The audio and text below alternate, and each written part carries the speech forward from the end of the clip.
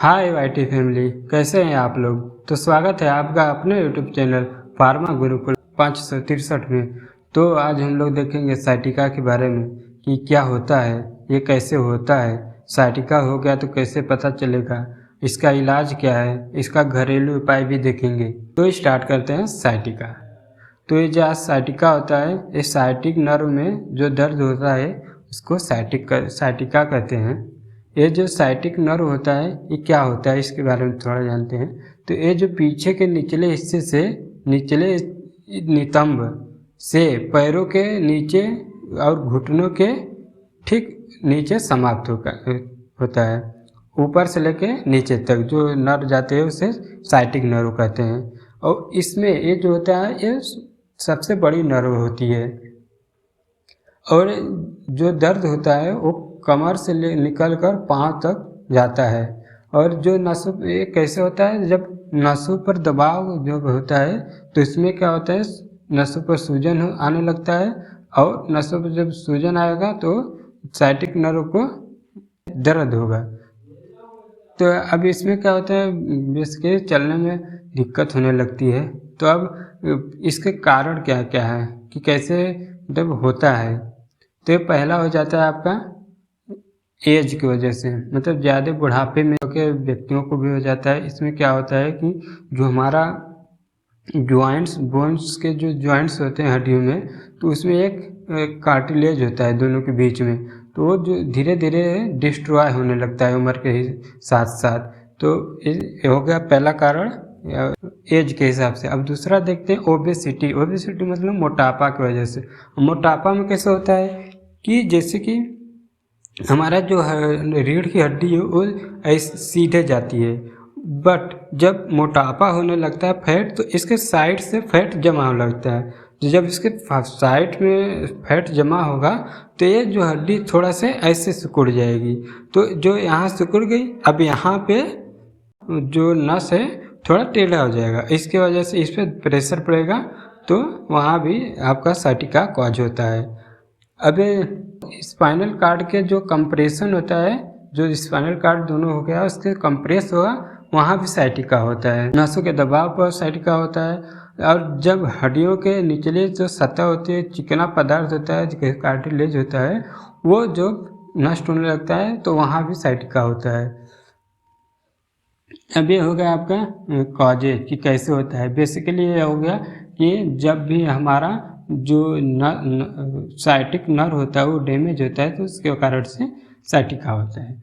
अब इसके सिम्टम्स कैसे हैं, आप कैसे पता चलेगा कि हमको साइटिका है। तो इसके लक्षण देखते हैं।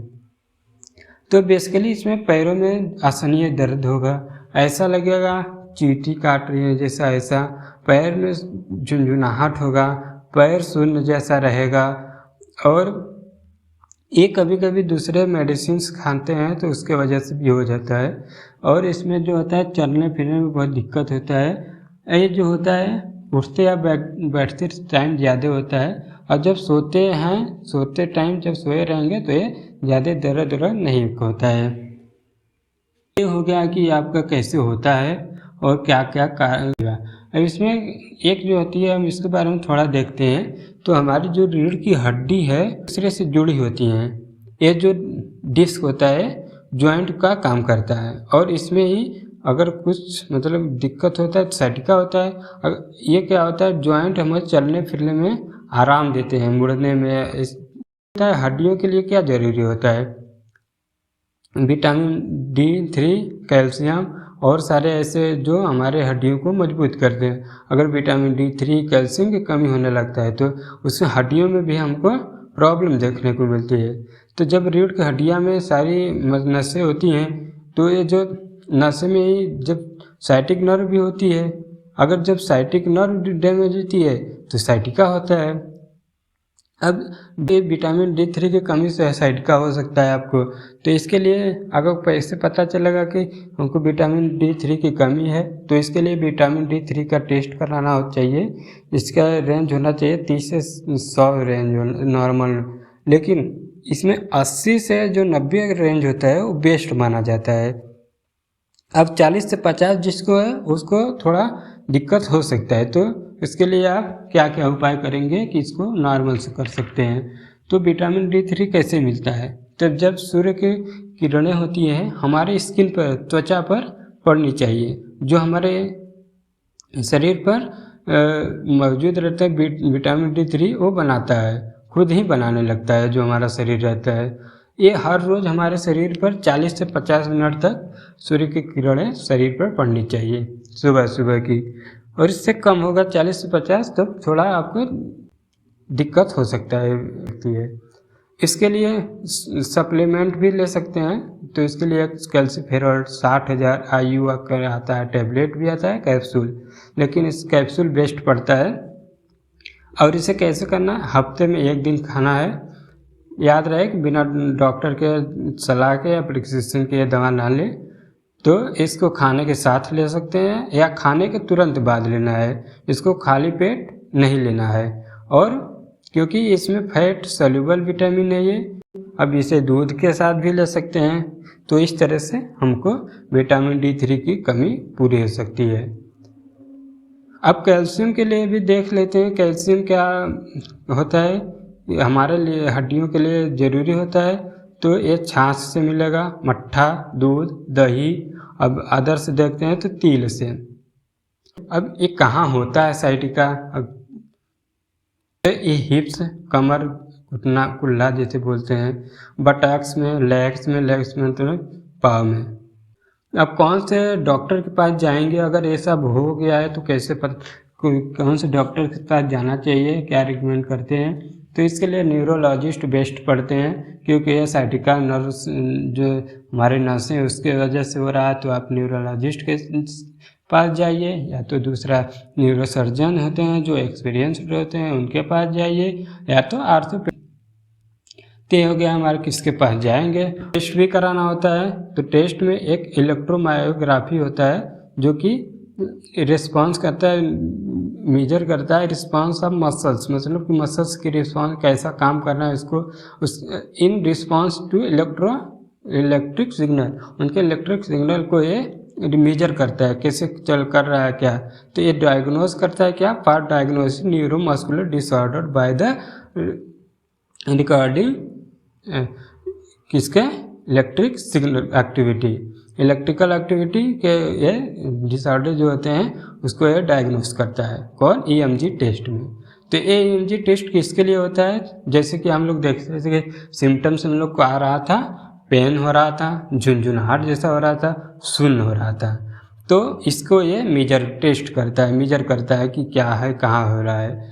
अब इसके लिए CT स्कैन भी करा सकते हैं, और एक्सरे बहुत कम मात्रा में होता है, इसको बेस्ट रहता है यही दो। तो इसके लिए मेडिसिन्स भी आता है। तो मेडिसिन्स के बारे में देखते हैं। तो एक पहला मेडिसिन्स हो गया एंटी कन्वल्सेंट मेडिकेशन, जो कि ये दर्द जो होता है उससे आराम करता है, रिलीफ देता है। इसके लिए आता है गाबापेंटिन और प्रेगाब्लिन। और दूसरा मेडिसिन आ गया आपका ट्राईसाइक्लिक एंटी डिप्रेसेंट। ये क्या होता है?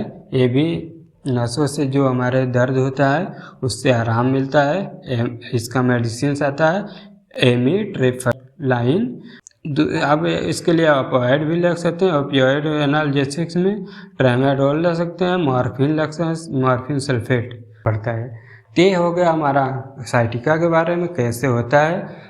तो बेसिकली इसके लिए आप घर से कैसे ठीक करेंगे इसके लिए देखेंगे। आपको इसके लिए घरेलू उपाय देखते हैं। तो इसके लिए पहला होता है कि व्यायाम करना चाहिए। व्यायाम करने से बेस्ट कुछ नहीं है। तो लंबे समय तक एक जगह खड़ा भी नहीं रहना चाहिए, और झुककर भारी जो वस्तुएं हैं उनको वजन नहीं उठाना। इससे रीढ़ की जो हड्डियां होती हैं जोड़ों पर अधिक जोर पड़ता है। तो हम लोग देखें सिम्टम्स में कि हम लोग का जो हड्डियां होती हैं उसमें भी थोड़ा दर्द होता है।